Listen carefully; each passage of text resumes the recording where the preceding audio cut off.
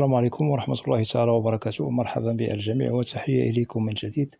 برنامج اليوم هو برنامج مهم موجه خاصة إلى الإخوة والأخوات الذين يسألون عن فيزا عمل بالولايات المتحدة الأمريكية. إذن هناك نقاط مهمة سوف نتطرق لها في البرنامج، ولا بأس إن استفدتم من البرنامج أن تقوموا بمشاركته مع الأصدقاء والأحبة. هذا كله لكي تعم الفائدة، ولا تنسوا أن تشتركوا في القناة. إذن بالنسبة للتساؤل المهم الذي يطرح عن فيزا العمل بالولايات المتحدة الأمريكية، سنجيب على هذا التساؤل المتعلق بهذه التأشيرات، وسنذكر أنواعها. بالنسبة لهذه الفيز ضروري أن نجد شخصا بالولايات المتحدة نسميه بسبونسر أو الضامن أو صاحب العمل، سواء كان أمريكيا أو شخص مهاجر لديه مثلا الجنسية الأمريكية. أكيد هذا الشخص صاحب العمل بأمريكا هو الذي ممكن أن يضمن لكم العمل بها عنده، والإجراءات الاستباقية التي لازم أن يشتغل عليها كبداية أولا لطلب تأشيرة العمل لكم هي التقديم أكيد لكم على طلب عمل، أي عقد عمل تابع ومعتمد من طرف وزارة العمل الأمريكية. أكيد لازم توفر الشروط المطلوبة لدى صاحب العمل بأمريكا لأجل ضمانكم في العمل، وكذلك ضروري أن نجد بأنه مرخص له من طرف وزارة العمل الأمريكية لأجل استقطاب المهاجر والعمل له على عقد عمل مرخص من طرف وزارة العمل الأمريكية. كذلك لازم أن تتوفر الشروط والمؤهلات المطلوبة لدى الشخص المراد ضمانه للعمل بعقد عمل بالولايات المتحدة الأمريكية. لكي أنتقل بكم إلى الفئات المختلفة كتعريف بفيزا عمل بالولايات المتحدة. أولا هناك فيزا اسمها أي باي تري، تعنى بمختلف المهن أو العمال. هذه التأشيرة إن حصل عليها المعني بها ممكن أنه يسوي وضعه للحصول على الجرين كارد كإقامة دائمة بأمريكا. بالنسبة لهذه التأشيرة تتطلب شروطا. بالنسبة للعمال الذين ليس لديهم خبرة في المهنة التي تعنيهم وتخصهم والتي حصلوا عن طريقها على فيزا عمل، ليس هناك من مشكل أن يحصلوا على هذا النوع من التأشيرات.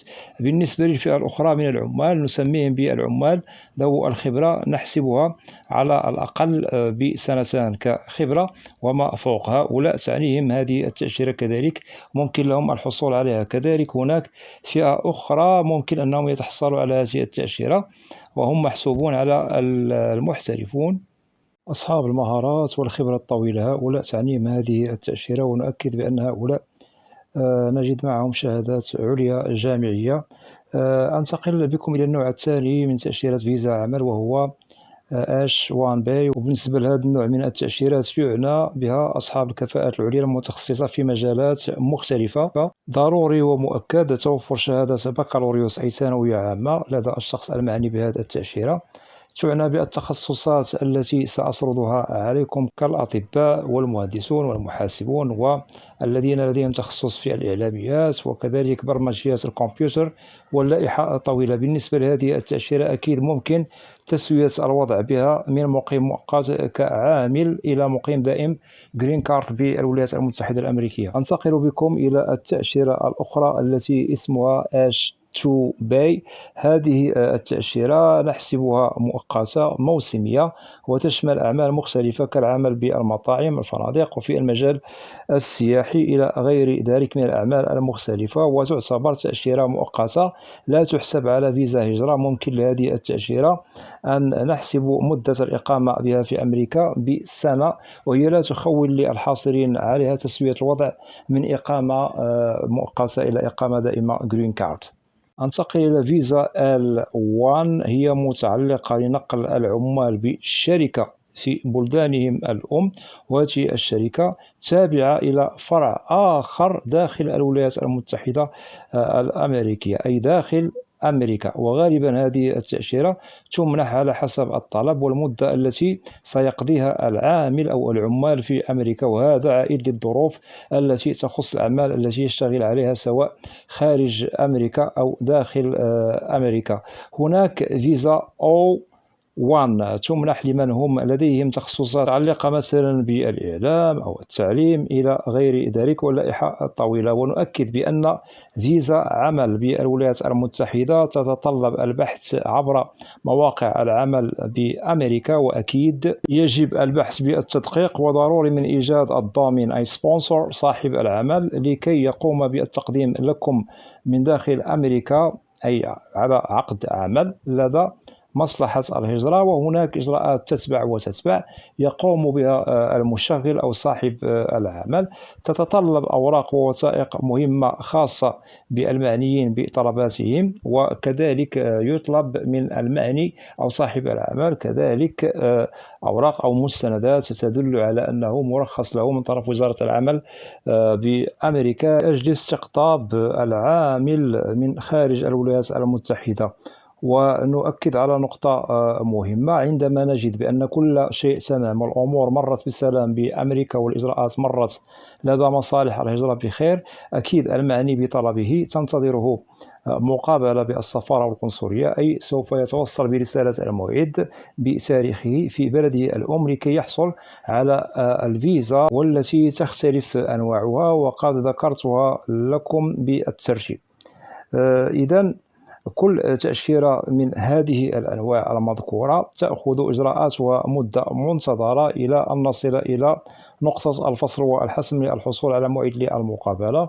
وضروري ومؤكد ونسطر على هذه النقطة: ضروري توفر الشروط والمؤهلات للحصول على كل الفئات المذكورة من تأشيرات عمل بالولايات المتحدة، سواء من طرف السبونسر أي صاحب العمل، وكذلك طرف الشخص المراد أكيد استقطابه لأجل العمل بعقد عمل بالولايات المتحدة الأمريكية، لأنه بدون توفر الشروط والمؤهلات لدى صاحب العمل أو الشخص المراد أكيد استقطابه بأمريكا فلا يمكن أن تسهل عليكم الحصول على فيزا عمل للدخول إلى الولايات المتحدة الأمريكية. وليس من السهل والهين الحصول على فيزا عمل، كما أكدنا ووضحنا دائما عبر القناة بأن الحصول على أي تأشيرة للدخول إلى الولايات المتحدة يلزم التدقيق قبل التقديم على أيها نوع من تأشيرة الدخول إلى الولايات المتحدة الأمريكية.